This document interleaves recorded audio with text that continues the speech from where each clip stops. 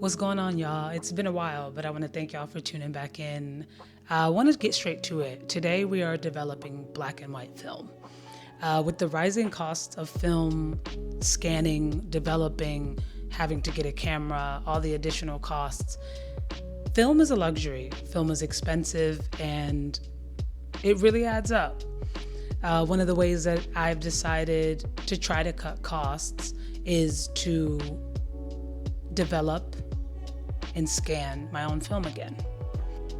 I had been without my equipment, so I've been trying out different labs here. Haven't found one that I 100% love, but either way, I decided to start developing my own film again. I used to develop my own color film, and I've always wanted to get back into developing black and white. So I picked up this Df96, Cinestill Film Df96 Developer and Fix Monobath. Single step solution. I decided to get it. I think it came in around $19, $20, something like that. And it processes 16 plus rolls of black and white film with one chemical. So to get my hands dirty again and to be able to have a tactile experience without having to buy a bunch of chemicals and feeling intimidated by that, I decided to pick this up. So we're gonna try it out today. All I'll need today for this is the monobath itself, a Patterson tank, which is a light safe container that houses your film as you process it, a changing bag, which I'll use to safely load my film into the Patterson tank, scissors, a thermometer, a beaker, my exposed film, of course, and clips to hang my film at the end. I also will be using a squeegee to get rid of excess water on the film. If you don't have some of these items and you're starting from scratch, there are some really cool bundle kits that include a lot of these items that you can find online. There's a chart included on the bottle of the chemicals that includes the instructions on how to process depending on the temperature, the type of film you use, how many times you've used the chemicals already, and so on and so forth. So if you shot your film at its native ISO, which means that you shot it at box speed is what it says literally on the box of your film. Here I have Kodak Gold 200 for 35 millimeter film. 200 is box speed. That's the native ISO. There are 3 temperatures for native ISO.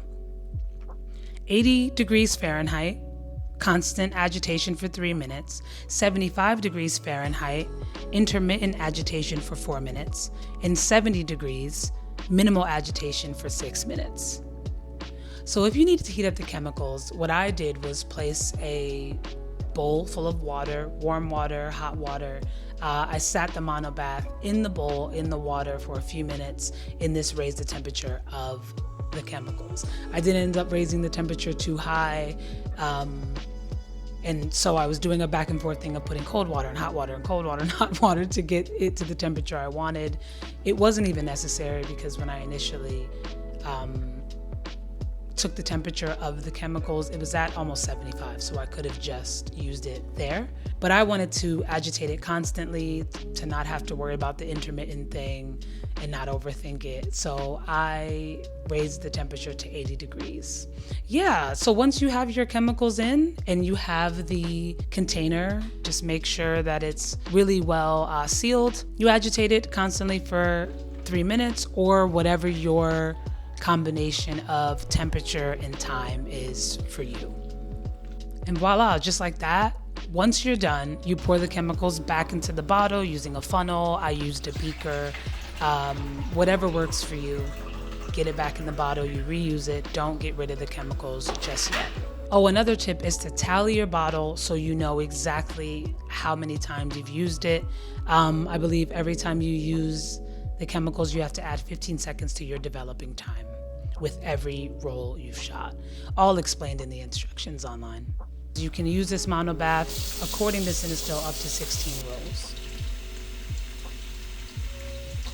Rinse your film for 5 minutes.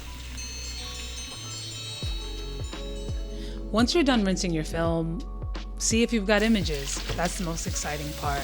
I got images when I developed this time, which is very exciting. I squeegeed my film to get rid of excess water, and I hung it up, being very resourceful. Yeah, this little contraption thing or mabob I did, it worked for me. So you hang it up in a place that works for you, and you let it dry. Then you can scan your images. Here are a couple of the images that I scanned after developing this film. I shot these photos as a test roll with the intention of developing it myself.